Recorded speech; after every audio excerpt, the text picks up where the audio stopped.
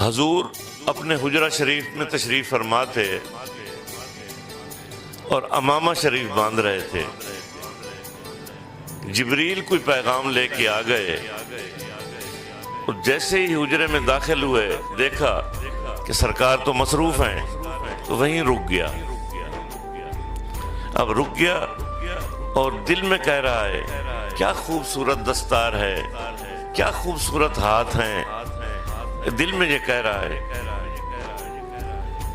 تو حضور ایسے ترچھی نگاہ سے جبریل کو دیکھتے ہیں اور پوچھتے ہیں کہ جبریل یہ بتا کہ وہی کہاں سے لے آتے ہو؟ تو جبریل عرض کرتے ہیں یا رسول اللہ میں تو سدرۃ المنتہا پہ ہوتا ہوں، آپ کو پتہ ہے ہاتف غیب سے ایک آواز آتی ہے، بس وہ آپ تک پہنچا دیتا ہوں. اچھا جبریل کبھی آگے جا کے دیکھا ہے وہ آواز کہاں سے آتی ہے؟ کیونکہ اللہ تو زبان نہیں رکھتا، خدا کا تو گلا نہیں ہے، تو پھر آواز کہاں سے آتی ہے؟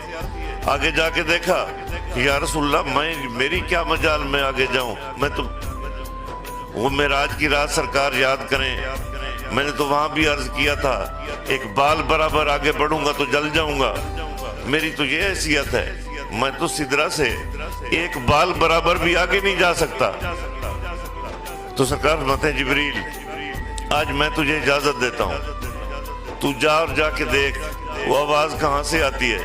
آج اگر تیرا کوئی نقصان ہوا تو میں محمد وعدہ کرتا ہوں میں پورا کروں گا. وہ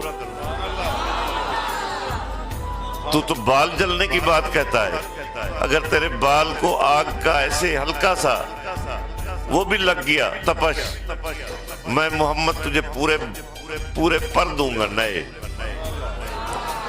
بس یہ سننا تھا، اب یہ اڑا.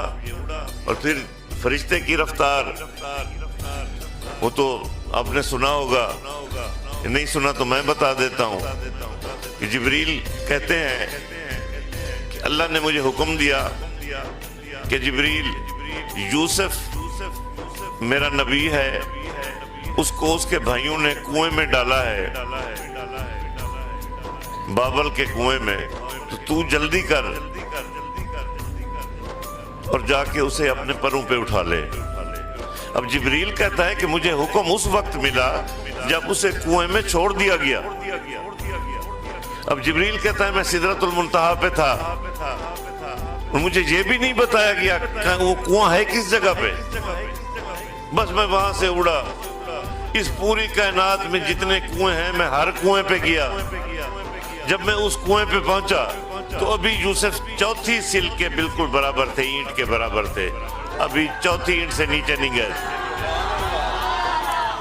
تو یہ ہے فرشتے کی رفتار. اب اس رفتار سے اڑا جبریل. اب اس کو وہ خدائے سخن نے بھی لکھا ہے اپنی ایک، ہم جب پڑھتے تھے بی اے کے نصاب میں اس وقت یہ ہوتی تھی نظم، شاید وکیل صاحب کے زمانے میں بھی ہو کہ امامہ کھڑے باندھتے تھے شاہ سرفراز، جبریل سے یوں بولے کہ مونس و دم ساز، جس پردہ غیب سے آتی ہے تجھے آواز، جا کے تو ذرا دیکھو پوشیدہ ہے کیا راز. وہ بولا کیا تاب پر و بال جلیں گے، شاہ بولا ایک منہ کے عوض پر تجھے دیں گے. بس یہ سننا تھا کہ جبریل پیا پے لمحوں میں پلک کے کی اتباع کے فلک تے.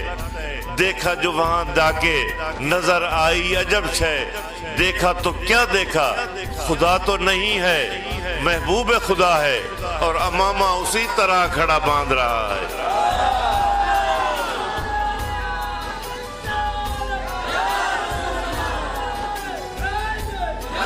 بس جس رفتار سے یہ گیا تھا اس سے دگنی رفتار سے واپس آیا. ابھی حضور وہیں حجرہ شریف میں مقیم ہے، دستار پہ ہاتھ بھی وہیں رکھا ہوا ہے. آ کے پاؤں پہ گر پڑا اور عرض کرنے لگا کہ یا رسول اللہ پھر میں درمیان میں کیوں ہوں؟ تو حضور فرماتے ہیں کہ جبریل وہ تو تجھے شرف دینا تھا تاکہ تو فرشتوں کا سردار بن جائے، ورنہ جبریل یاد رکھ مجھے تیری حاجت نہیں، میں اس قرآن کو اس وقت سے جانتا ہوں، اب یہ لوح محفوظ پہ بھی نہیں لکھا گیا تھا، میں اس وقت جانتا تھا، مجھے تیری حاجت نہیں۔